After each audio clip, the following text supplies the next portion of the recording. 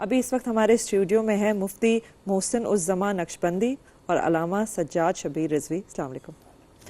آج کی جو دن کی اہمیت ہے اس کے بارے میں ذرا ہمیں بتائیے. اعوذ باللہ من الشیطان اللعین الرجیم. بسم اللہ الرحمن الرحیم. رضا بقضاء تسلیما لامرہ قالوا انا للہ و انا الیہ راجعون. آج 21 رمضان ہے اور شہادت امیر المومنین امام المتقین یاسب الدین علی ابن ابی طالب علیہ السلام کی وہ شخصیت جس نے آنکھیں کھولیں تو پہلی نظر دیکھی وہ سرکار دو عالم کا چہرہ صلی اللہ علیہ وسلم، اور پہلی جو غذا مولا کائنات نے لی وہ سرکار دو عالم کی زبان اطہر تھی. بے شک. تو اور پھر سرکار دو عالم کے ہاتھوں پہ آنکھیں کھول کے آپ نے پہلا جملہ یہ فرمایا، یا رسول اللہ توریت سناؤں، انجیل سناؤں، زبور سناؤں، قرآن سناؤں. مفتی صاحب تشریف فرمائیں. قرآن نازل ہوا ہے 10 سال کے بعد. جناب ابو طالب کے بیٹے آغوش رسالت میں کہہ رہے ہیں کہ قرآن سناؤں. دنیا کو بتانا یہ چاہتے تھے کہ جس کے بیٹے کی قرآن فہمی کا عالم یہ ہوگا، اس کے باپ مومن قریش سرکار ابو طالب کی قرآن فہمی کا عالم کیا ہوگا. تو حضرت علی علیہ السلام آج جو ہم دن منا رہے ہیں، جگہ جگہ محفلیں ہو رہی ہیں، جلوس برآمد ہو رہے ہیں، سوگواری ہو رہی ہے، ہم دنیا کو بتا رہے ہیں کہ عالم اسلام کا وہ جری، وہ شجاع، ماشاءاللہ، وہ فاتح خیبر، وہ جس کے لیے سرکار نے فرمایا انا علی من نور واحد قرآن ما علی و علی ما قرآن، جس کے لیے سرکار نے فرمایا انا دار الحکمہ والی بابہا انا مدینۃ العلم والی بابہا. غدیر میں ہاتھوں پہ بلند کر کے فرمایا من کن تو مولا ہو فہذا علی مولا.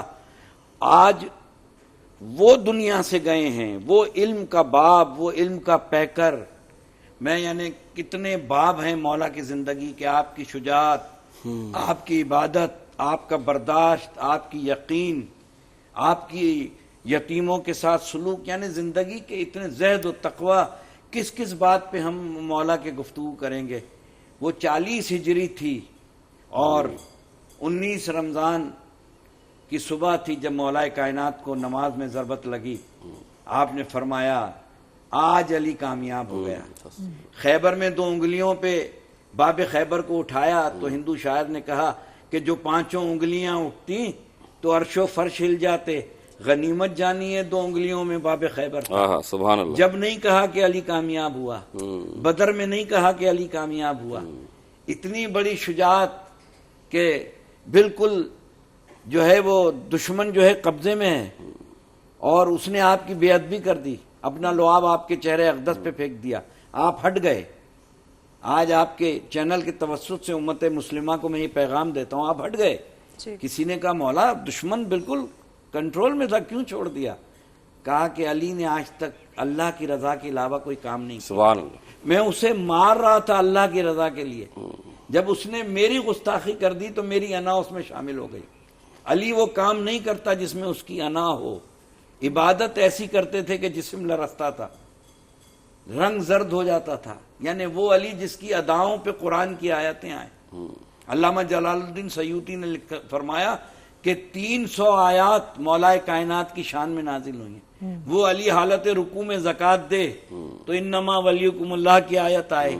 وہ علی اگر بستر رسول پہ سو جائے شبیہ رسول بن کے تو قرآن کی آیت آ جائے.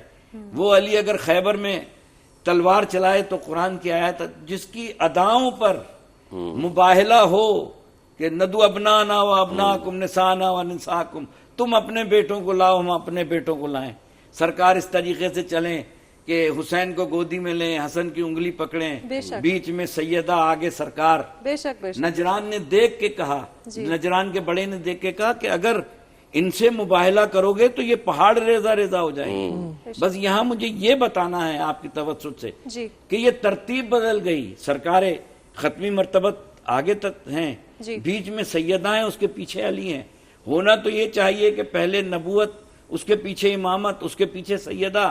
دنیا کی خواتین کو قیامت تک بتانا تھا کہ علی کی زوجہ کی عزت اور تکریم یہ ہے کہ مباہلے میں بیچ میں رکھ کے دنیا کو بتا رہا ہوں کہ سیدہ خاتون قیامت کا مرتبہ یہ ہے کہ ایک قدم آگے چلیں تو نبوت، ایک قدم پیچھے ہٹیں تو امامت، نبوت اور امامت کے جو درمیانوں سے فاطمۃ الزہرا کہتے ہیں۔ سبحان اللہ، سبحان اللہ، تھینک یو، بہت بہت خوبصورتی سے آپ نے بتایا۔ اور حضرت علی کے فضائل کے بارے میں بات کی جائے تو شاید وقت اتنا ہے نہیں، لیکن میں آپ سے پوچھنا چاہوں گی مفتی صاحب کہ ایک تو حضرت علی صاحب کا نام کس نے رکھا، اور حضرت علی کو علم کا دروازہ کیوں کہا جاتا ہے؟ علم کا دروازہ کیوں کہا جاتا ہے؟ سب سے پہلی بات، یہ نام علی میرے آقا حضرت محمد مصطفیٰ صلی اللہ علیہ وسلم نے خود رکھا۔ علی کے معنی ہوتے بلندی، جی، یعنی اونچائی، اور بلند جس کو میرے نبی نے کر دیا تو پھر کون ہے جو اس کو پس کر سکتا ہے؟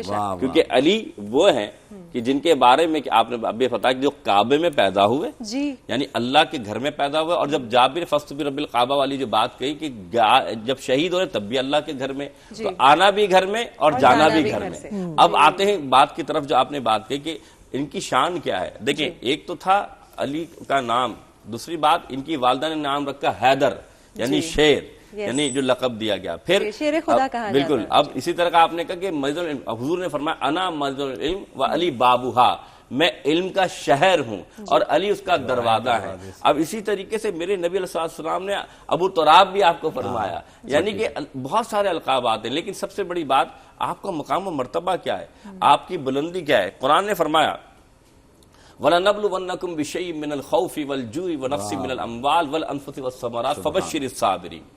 ہم تمہیں آزمائیں گے، کیسے؟ کبھی خوف سے، کبھی بھوک سے، کبھی مال سے، کبھی تمہارے نفس سے، تمہاری اولاد سے، لیکن فَبَشِّرِ الصَّابِرِينَ، لیکن خوشخبری صبر کرنے والوں کے لیے۔ سب سے زیادہ اگر صبر کی ذات کو دیکھا جائے تو اہل بیت کی ذات کو نظر آتی ہے۔ اور پھر علی کرم اللہ وجہ الکریم کی جب آپ نے بات کی، مقام و مرتبہ کیا ہے، جسے کہا نا علم کا دروازہ کہا گیا، جو آپ نے بتایا وہ کیوں کہا گیا؟ یاد رکھیے گا، اللہ تعالیٰ نے تمام علم جتنا بھی دنیا میں، چاہے سائنس اور ٹیکنالوجی ہو، حدیث و قرآن ہو، تمام علوم کو جمع کیا 4 کتابوں میں رکھا، توریت، زبور، انجیل، قرآن پاک۔ ان 3 کتابوں کا علم قرآن میں رکھا، پھر قرآن کا علم سورہ فاتحہ میں رکھا، پھر سورہ فاتحہ کا علم بسم اللہ میں رکھا، پھر بسم اللہ کا علم با میں رکھا، پھر با کا علم با کے نقطے میں رکھا۔ حضرت علی فرماتے ہیں انا نقطۃ البا، علی کی ذات وہ نقطہ با ہے۔ تو معلوم یہ چلا کہ ان کا کمال، ان کا جمال یہ کہ اللہ نے ان کو اتنا علم عطا فرمایا تھا۔ ان کی شان کیا ہے؟ دیکھیں، ایک تو تھا علی کا نام، دوسری بات ان کی والدہ نے نام رکھا حیدر، یعنی شیر، یعنی جو لقب دیا گیا۔ پھر شیر خدا کہا بالکل، اب اسی طرح کا آپ نے کہا کہ مسجد العلم، حضور نے فرمایا انا مسجد العلم و علی بابوہا، میں علم کا شہر ہوں اور علی اس کا دروازہ ہے۔ اب اسی طریقے سے میرے نبی علیہ السلام نے ابو تراب بھی آپ کو فرمایا، یعنی کہ بہت سارے القابات ہیں، لیکن سب سے بڑی بات آپ کا مقام و مرتبہ کیا ہے، آپ کی بلندی کیا ہے۔ قرآن نے فرمایا وَلَنَبْلُوَنَّكُمْ بِشَيْءٍ مِّنَ الْخَوْفِ وَالْجُوعِ وَنَقْصٍ مِّنَ الْأَمْوَالِ وَالْأَنفُسِ وَالثَّمَرَاتِ فَبَشِّرِ الصَّابِرِينَ۔ ہم تمہیں آزمائیں گے، کیسے؟ کبھی خوف سے، کبھی بھوک سے، کبھی مال سے، کبھی تمہارے نفس سے، تمہاری اولاد سے، لیکن فبشر الصابرین، لیکن خوشخبری صبر کرنے والوں کے لیے۔ سب سے زیادہ اگر صبر کی ذات کو دیکھا جائے تو اہل بیت کی ذات کو نظر آتی ہے۔ اور پھر علی کرم اللہ وجہ الکریم کی جب آپ نے بات کی، مقام و مرتبہ کیا ہے، جسے کہا نا علم کا دروازہ کہا گیا، جو آپ نے بتایا وہ کیوں کہا گیا۔ یاد رکھیے گا، اللہ تعالیٰ نے تمام علم جتنا بھی دنیا میں، چاہے سائنس اور ٹیکنالوجی ہو، حدیث و قرآن ہو، تمام علوم کو جمع کیا 4 کتابوں میں رکھا، توریت، زبور، انجیل، قرآن پاک۔ ان 3 کتابوں کا علم قرآن میں رکھا، پھر قرآن کا علم سورہ فاتحہ میں رکھا، پھر سورہ فاتحہ کا علم بسم اللہ میں رکھا، پھر بسم اللہ کا علم با میں رکھا، پھر با کا علم با کے نقطے میں رکھا۔ حضرت علی فرماتے ہیں انا نقطۃ البا، علی کی ذات وہ نقطہ با ہے۔ تو معلوم یہ چلا کہ ان کا کمال، ان کا جمال یہ کہ اللہ نے ان کو اتنا علم عطا فرمایا تھا۔